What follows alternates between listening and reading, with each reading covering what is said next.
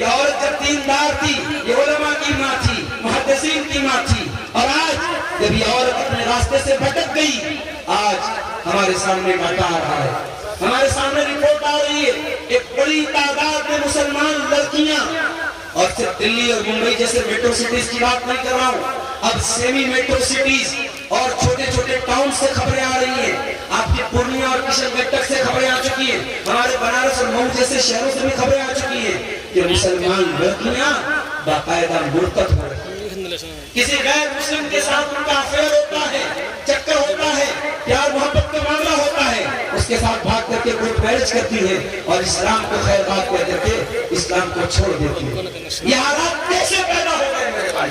میں آپ کو بتاتا ہوں، یہ حالات اس لیے پیدا ہوئے کہ ہم نے اپنی عورتوں کو دین سے دور کر دیا۔ یقیناً ہمارے جلسوں میں عورتیں آتی ہیں اور الحمدللہ سیمانچل کے 90% جلسوں میں عورتوں کا انتظام ہوتا ہے، مگر معاف کیجئے گا، میں بار بار اپنی تقریروں میں یہ بات کہتا ہوں کہ سال میں ایک بار جلسہ کرا لینے سے آپ دیندار نہ بن جائیں۔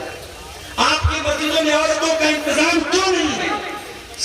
ہفتے میں ایک جمعہ کا خطبہ ہوتا ہے، سال میں 48 جمعہ کے خطبے ہوں گے، اگر آپ مسجدوں میں عورتوں کا ارینجمنٹ کریں، اور یہ جس مسجد کی تعمیر کے لیے چندہ ہو رہا ہے، میں اپیل کروں گا ذمہ داروں سے، جب آپ مسجد کی تعمیر کریں تو ایک کمرہ عورتوں کے لیے ضرور بنائیں، ان کی انٹری الگ ہو، ان کا دروازہ الگ ہو، لیکن ایک کمرہ ایک گوشہ عورتوں کے لیے ضرور ہو۔ اور اللہ کا فضل و کرم ہے، میں نے کئی جگہوں پر یہ بات رکھی اور لوگوں نے عمل کیا ہے۔ جھارکھنڈ کا گڈا کا علاقہ، کول مائنس کا علاقہ ہے، وہاں ایک بہت شاندار مسجد میں گیا، وہاں میں نے دیکھا عورتوں کا انتظام نہیں ہے۔ جمعہ کا خطبہ میں نے دیا، وہاں ماشاءاللہ جو 2-4 سرمایہ دار لوگ تھے ان کے سامنے میں نے بات رکھی کہ آپ کے علاقے میں اتنی بڑی مسجد ہے، جمعہ کا خطبہ ہوتا ہے، عورتوں کا ارینجمنٹ ہونا چاہیے۔ آئندہ سال جب میں وہاں گیا، اللہ کا شکر ہے ان لوگوں نے میری بات کو مانا اور وہاں عورتوں کا ارینجمنٹ کیا، ہر مسجد میں عورتوں کا ارینجمنٹ ہو، اور جمعہ کی نماز میں آپ کی عورتیں جائیں، اور یقین کریں سال کے 48 جمعہ کے خطبے اگر آپ کی عورتیں سن لیں گی، دین کا ایک بہت بڑا حصہ ان کو حاصل ہوگا، دین کا علم حاصل ہوگا۔ آج بہت ساری عورتیں دین سے دور ہیں میرے بھائی، اور خاص طور سے ہمارا وہ طبقہ جو مدرسوں سے پڑھا لکھا نہیں ہے، جو اسکولوں اور کالجوں میں پڑھا لکھا ہے، جو علماء سے دور ہے، جو دین سے دور ہے، اس طبقے میں اس طریقے کے واقعات زیادہ ہو رہے ہیں، وہاں لڑکیاں اور لڑکے مرتد ہو رہے ہیں، اور یہ اس دور کا بہت بڑا فتنہ ہے۔ میرے عزیزوں، اپنے گھر کی عورتوں کی تربیت کرو، اپنے گھر میں پردے کا ماحول پیدا کرو، اپنے گھر میں محرم غیر محرم کا فرق پیدا کرو۔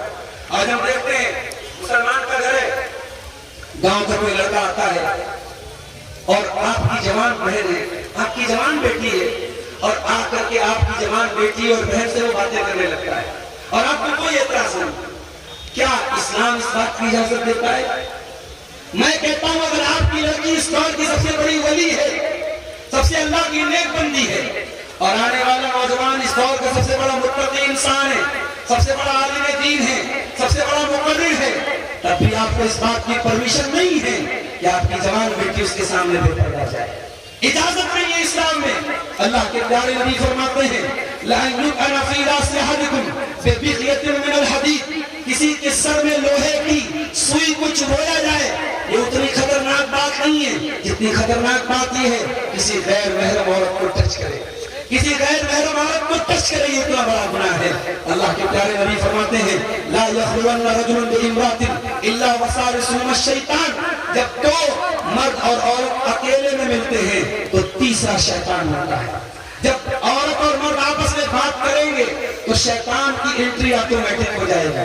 اور نوجوانوں سن لو، انسٹاگرام پر بھی شیطان موجود ہے، واٹس ایپ پر بھی شیطان موجود ہے، فیس بک پر بھی شیطان موجود ہے۔ یہ شیطان پہلے چنی چپنی باتوں کے ذریعے تعلق پیدا کرتا ہے اور پھر زنا تک پہنچاتا ہے۔ آج اس امت کے مردوں اور عورتوں کو یہ درس دینے کی ضرورت ہے۔ اسلام پاک بازی کا مذہب ہے، اور میں اسی لیے اکثر کہتا ہوں زناکاری کو روکنا ہے تو نکاح کو فروغ دو۔ آج اس امت میں جس تیزی سے زنا کا گراف بڑھ رہا ہے، بدکاری کا گراف بڑھ رہا ہے، وہ لمحے فکریہ ہے، وہ بہت ہی چنتا جنک ہے، وہ بہت ٹینشن کی بات ہے۔ امت ایک بڑا نوجوانوں کا طبقہ، لڑکی اور لڑکیوں کا طبقہ زناکاری کی طرف جا رہا ہے۔ کیوں جا رہا ہے؟ اس کے بہت سارے اس کی وجوہات ہیں، اس میں سے بڑی وجہ شادیوں میں یہ رسم و رواج کے لمبے چوڑے بکھیڑے ہیں، یہ جہیز کی ڈیمانڈ ہے، یہ بارات کی رسم ہے، یہ ہلدی کی رسم ہے، یہ منگنی کی رسم ہے۔ ان رسموں کو اپنے پیروں کے نیچے کچل دو اور اپنے گھر کی عورتوں کو اگر دیندار بنانا ہے، دیندار لڑکوں سے شادی کرو اپنے لڑکیوں کی، اور دیندار لڑکیوں کو بہو بنا کے لاؤ۔ میرے عزیزو، اللہ کے پیارے نبی فرماتے ہیں اذا خطب الیکم ممن ترضون دینہ وخلقہ فزوجوہ، جب تمہاری لڑکی کے لیے ایسا رشتہ آ جائے، لڑکا دیندار ہے، لڑکا بااخلاق ہے، اپنی لڑکی کا نکاح کر دو۔ یہ مت دیکھو کتنا پیسے والا ہے، کتنا اسٹیٹس ہے، اگر اچھا کھانے کمانے والا ہے، دیندار ہے، آپ کی بیٹی کو خوش رکھے گا، آپ کی بیٹی کا حق ادا کرے گا۔ نبی نے فرمایا نکاح کر دو، اگر ایسا نہیں کرو گے تکن فتنۃ فی الارض وفساد عریض، زمین میں فتنہ اور فساد۔ تو عورتوں کی اصلاح بہت ضروری ہے میرے بھائی، اور یاد رکھو اپنی بہنوں سے کہنا چاہوں گا جو جلسوں اور پروگراموں میں آتی ہیں اور بن سمر کر کے آتی ہیں، میک اپ کر کے آتی ہیں، زیورات سے لٹ پٹ کر کے آتی ہیں، بڑے ادب سے ان سے کہنا چاہتا ہوں اگر آپ اس طریقے سے جلسے میں آتی ہیں تو آپ کا نہ آنا بہتر ہے، آپ کا جلسوں میں نہ آنا بہتر ہے۔ ارے میرا دین تو وہ دین ہے جو کہتا ہے کہ اگر عورت مسجد میں نماز پڑھنے کے لیے خوشبو لگا کے جاتی ہے، نبی نے فرمایا اس کی نماز قبول نہیں ہوگی۔ خوشبو لگا کر ایسی خوشبو جو غیر مردوں کے نتھنوں تک پہنچے، ایسی خوشبو لگا کر کہ عورت کو مسجد میں نماز پڑھنے جانے کی پرمیشن نہیں ہے، تو جلسے اور پروگرام میں آنے کی پرمیشن کیسے ہو جائے گی؟ میرے پیارے ساتھیوں، قرآن کہتا ہے وَلَا تَبَرَّجْنَ تَبَرُّجَ الْجَاهِلِيَّةِ الْأُولَىٰ، اے مسلمان عورتوں تم جب گھر سے نکلا کرو بن سنور کر کے نہ نکلا کرو، بناؤ سنوار کر کے اپنے آپ کو اٹریکٹیو بنا کر کے آکرشک بنا کر کے نہ نکلا کرو۔ اگر عورت گھر سے نکلے پردے میں نکلے، سادہ لباس۔ اپنی چھوٹی چھوٹی بچیوں کو سمجھاؤ۔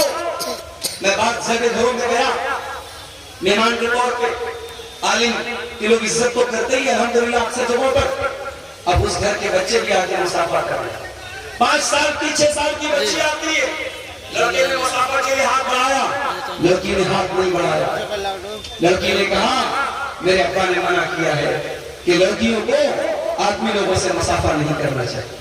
یہ 6 سال کی بچی کو یہ تعلیم کس نے دی؟ یہ باپ نے دی۔ مہاراشٹر میں ایک علاقہ ہے شولاپور، ایک جگہ پر میں گیا، وہاں 5 سال کا بچہ دادا کے ساتھ رات میں سوتا ہے اور دادا سورہ ملک کی تلاوت کر کے سوتے ہیں۔ 5 سال کا بچہ دادا کی سورہ ملک کی تلاوت سن کر کے، سورہ ملک تقریباً 3 صفحے کی سورت ہے اور بڑے بڑے مردوں کو یاد نہیں ہوگی، 5 سال کے بچے نے دادا سے سن کے یاد کیا۔ اور ابھی لیٹسٹ نیوز ہے 2 مہینہ پہلے، ممبئی کا ایک علاقہ ممبرا ہے، وہاں پر ایک 6 سال کے بچے نے قرآن پورا کا پورا حفظ کر لیا اور صرف 6 مہینے میں اس نے پورا قرآن یاد کر لیا۔ میرے عزیزوں، یہ تمام چیزیں تربیت پر ڈیپینڈ کرتی ہیں۔ آپ اپنے بچوں کی کیا تربیت کرتے ہیں؟ آپ کے گھر میں موبائل پر کیا دیکھا جاتا ہے؟ آپ کے گھر کا ماحول کیسا ہے؟ ماں کیسی ہے؟ باپ کیسا ہے؟ اس پر ڈیپینڈ کرتا ہے۔ اگر عورتوں کو سنوارنا ہے، اگر نوجوانوں کو سنوارنا ہے، اگر نئی نسل کو بنانا ہے، ہمیں اپنے بچوں کی اچھی تربیت بھی کرنی پڑے گی۔ اور آگے بڑھیے، اس امت کی ذلت اور رسوائی کی ایک بہت بڑی وجہ یہ بھی ہے کہ آج ہم نے قرآن کو چھوڑ دیا ہے، قرآن سے دور ہو گئے ہم۔ آج موبائل 1 منٹ کے لیے ڈسچارج ہو جائے ہم بے چین ہو جاتے ہیں، موبائل 10 منٹ کے لیے میسج، ابھی میں نیپال گیا نیٹ ورک آنا بند ہو گیا، پریشان، پتہ نہیں کس کا کال آ رہا ہے، ہم موبائل کے بغیر 10 منٹ نہیں رہ سکتے۔ میرے عزیزوں، موبائل کے بغیر آپ 10 منٹ نہیں رہ سکتے، لیکن ذرا دل پر ہاتھ رکھ کے بتائیے کہ آپ نے آخری بار قرآن کب پڑھا تھا؟ سیمانچل کے لوگوں آپ سے پوچھتا ہوں، ہر جلسے میں آپ نے عبد الرفاق رضوی کو سنا، شیخ جگجیت صاحب کو سنا، شیخ امام صاحب کو سنا، آپ نے قرآن کو آخری بار کب تلاوت آپ نے کی؟ ذرا سینے پر ہاتھ رکھ کے بتاؤ۔ آج یہ امت قرآن سے دور ہو، اللہ کے پیارے نبی فرماتے ہیں ان اللہ یرفع بہذا الکتاب اقواما ویضع بہ آخرین، اللہ تعالیٰ اس قرآن کے ذریعے بہت سارے لوگوں کو عزت دے گا اور اس قرآن کو چھوڑنے کی وجہ سے بہت سارے لوگوں کو ذلیل بھی کرے گا۔ قیامت کے دن اللہ کے پیارے نبی اللہ کی بارگاہ میں شکایت کریں گے ہماری اور آپ کی، الرسول یا ربی ان قوم اتخذوا هذا القرآن مہجورا۔ قیامت کے دن اللہ کے رسول کہیں گے اے اللہ میری قوم نے قرآن کو چھوڑ دیا تھا، قرآن کو چھوڑ دیا تھا، قرآن کو پڑھتی نہیں تھی، قرآن پر غور نہیں کرتی تھی۔ آج الحمدللہ بنگلہ زبان میں قرآن کا انواد موجود ہے، ہندی اور انگلش میں قرآن کا ٹرانسلیشن موجود ہے، اردو میں قرآن کا ترجمہ اور تفسیر موجود ہے۔ قرآن کو پڑھو میرے بھائیوں، قرآن کو سمجھنے کی کوشش کرو۔ ھذا بلاغ للناس، قرآن مانوتا کے نام ہمارا پیغام ہے۔ ہر جلسے میں اپنے گاؤں کے کچھ غیر مسلموں کو بھی دعوت، اور معاف کیجئے یہ جو وید کے منتر آپ سناتے ہیں، یہ گیتا کے جو شلوک اپنے غیر مسلم بھائیوں کو سناتے ہیں، اس سے کہیں زیادہ بہتر یہ ہے اپنے غیر مسلم بھائیوں کو بلائیے اور ان کو قرآن سنائیے، ان کو قرآن کی بھیٹ دیجئے، ان کو پوتر قرآن کی ہندی کی کاپی دیجئے۔ اور آپ 2-4 بار ایسا کیجئے میرے بھائیوں۔ میں نے بہت سارے ایسے غیر مسلموں کو دیکھا ہے جو اسلام کے بڑے کٹر دشمن تھے، لیکن کسی کی ایک تبلیغ سے، ایک بہت بڑے عالم ہماری جماعت اہل حدیث کے ہیں مولانا عبداللہ جولم عمری مدنی، نام سنا ہوگا آپ نے، یہ نیپال کے رہنے والے ہیں اور یہ بہت دور تمل ناڈو میں پڑھاتے ہیں، جامعہ دارالاسلام مرآباد میں حدیث کے استاد۔ ایک مرتبہ بنارس آئے، میں بھی ملنے گیا، انہوں نے کہا مولانا صاحب آپ اتنے بڑے وقتہ ہیں، خطیب ہیں، آپ اپنے شہر کے غیر مسلموں کو کیا اسلام کی تبلیغ کرتے ہیں؟ میں نے کہا نہیں ایسا کبھی ماحول نہیں ہے، بنارس تو بھئی دھارمک شہر ہے، وہاں ایسا ماحول نہیں ہے۔ تو مولانا عبداللہ جولم عمری مدنی کو میں نے دیکھا، ہمت دیکھیے انسان، انہوں نے کہا کہ آپ اپنے علاقے کے تھانے پر گئے، میرے علاقے کے تھانے پر گئے اور تھانے دار سے جا کر کے بیٹھ کر کے اس کو اسلام کے بارے میں سمجھایا، اسلام کی تبلیغ کی، اور جتنے پولیس انسپکٹر اور سپاہی اس تھانے میں تھے سب کو ہندی کا قرآن، اور کسی نے ان پر کوئی اپمان نہیں کیا، کسی نے ان کے ساتھ کوئی بدتمیزی نہیں کی، بڑے ادب کے ساتھ انہوں نے مولانا کی بات کو سنا اور قرآن کو لے لیا۔ اب بعد میں قرآن کو پڑھا نہیں پڑا، یہ وہ جانے اللہ جانے، اتنا کام تو ہم کر سکتے ہیں میرے بھائی۔ آپ کے آس پاس کے گاؤں میں بہت سارے غیر مسلم رہتے ہیں، آپ ان کے ساتھ لین دین کرتے ہیں، ان کے ساتھ آپ کا اٹھنا بیٹھنا ہے، آپ اتنا تو کر دیں زندگی میں، ان کو قرآن ایک مرتبہ آپ دے دیں، قیامت کے دن اللہ پوچھے گا۔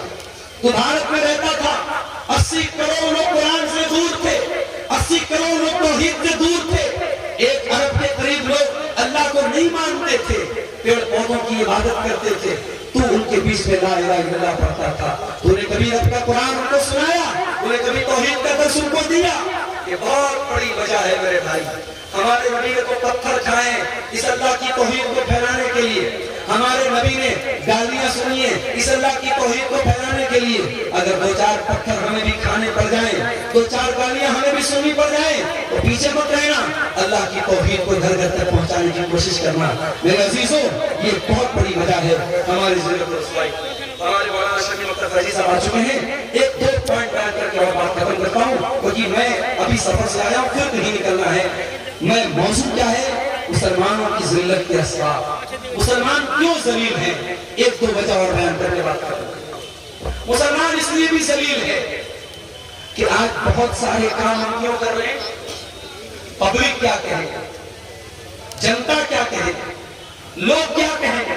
کام صحیح ہے مگر لوگوں کے ڈر سے ہم نہیں کرتے، اور کبھی ایسا ہوتا کام غلط ہے مگر لوگوں کے ڈر سے ہم وہ کام کرتے ہیں۔ میرے بھائیوں، لوگوں کو راضی مت کرو، اللہ کو راضی۔ یہ لوگ قبر میں آپ کے کام نہیں آئیں گے، یہ دنیا میں بھی آپ کے کام نہیں آئیں گے۔ آپ مریں گے یا آپ کی قبر پہ مٹی دے کے ہاتھ جھاڑیں گے اور کہیں گے عبد الغفار اچھا آدمی تھا، بس۔ آپ اپنی تاریخ سننے کے لیے آپ کو مرنا پڑے گا۔ میرے بھائیوں، لوگوں کو راضی کرنے کے چکر میں کیوں پڑتے ہو؟ اللہ کو راضی کرو۔ اللہ کے پیارے نبی فرماتے ہیں من التمس رضا اللہ بسخط الناس، جو اللہ کو راضی کر دے اور لوگوں کو ناراض کر دے، لوگوں کو ناراض کر کے اللہ کو راضی کر دے، کفاہ اللہ مؤونۃ الناس، اللہ اس کے لیے کافی ہو جائے گا۔ اور جو لوگوں کو راضی کرنے کے چکر میں اپنے رب کو ناراض کر دے، اپنے مالک کو ناراض کر دے، اللہ کے پیارے حبیب فرماتے ہیں وَكَلَهُ اللَّهُ إِلَى النَّاسِ، اللہ تعالیٰ سے لوگوں کے حوالے کر۔ میرے بھائیوں، لوگوں کے چکر میں نہ پڑو، اللہ کو راضی کرنے کے چکر میں پڑو۔ اور آخری بات، اس بات پر اپنی گفتگو کو ختم کرتا ہوں، دین کا کوئی بھی کام آج ہم کرتے ہیں، افسوس کی بات ہے ہمارے دین کے کاموں میں اخلاص ختم ہو رہا ہے، ریاکاری آ رہی ہے، دکھاوا آ رہا ہے۔ ہم مسجد میں بھی چندہ دیتے ہیں، مدرسے میں بھی دان دیتے ہیں، غریبوں کی مدد کرتے ہیں، ہم چاہتے ہیں ہمارا فوٹو اخبار میں آئے، ہماری تصویر سوشل میڈیا پر آئے۔ نہیں میرے بھائی، کچھ نیکی ایسی کر کے جاؤ جو آپ کو پتا ہو، اللہ کو پتا ہو۔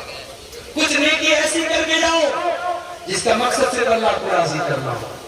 جمعہ کے دن، کل جمعہ کا دن ہے، آپ جمعہ کے دن فجر کی نماز پڑھنے مسجد میں جائیں گے، اگر امام صاحب کو پتا ہوگا تو پہلی رکعت میں پڑھائیں گے سورہ سجدہ اور دوسری رکعت میں پڑھائیں گے سورہ دہر۔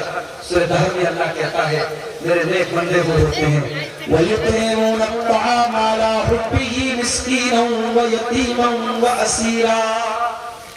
میرے نیک بندے وہ ہیں، میرے جنتی بندے وہ ہیں جو یتیم کو کھانا کھلاتے ہیں، غریب کو کھانا کھلاتے ہیں، قیدیوں کو کھانا کھلاتے ہیں، غریبوں کو، یتیموں کو، قیدیوں کو کھانا کھلاتے ہیں، اور کھانا کھلا کے کہتے ہیں انما نطعمکم لوجہ اللہ لا نريد منکم جزاء ولا شکورا۔ ہم تمہیں اللہ کے لیے کھانا کھلاتے ہیں، ہمیں تم سے کوئی شکریہ نہیں چاہیے، کوئی تھینک یو، کوئی دھنیواد نہیں چاہیے، کوئی بدلہ، کوئی ریوارڈ نہیں چاہیے، ہم تو اللہ کو راضی کرنا چاہتے ہیں۔ اِنَّا نَخَافُ مِن رَبِّنَا يَوْمًا عَبُوسًا قَمْطَرِيرًا۔ ہمیں اللہ کے عذاب کا ڈر ہے، ہمیں قیامت کے دن کا ڈر ہے، اس ڈر سے ہم تمہیں کھانا کھلاتے ہیں۔ میرے بھائی، اللہ کا ڈر پیدا کرو اور اپنی نیکیوں میں اخلاص پیدا کرو۔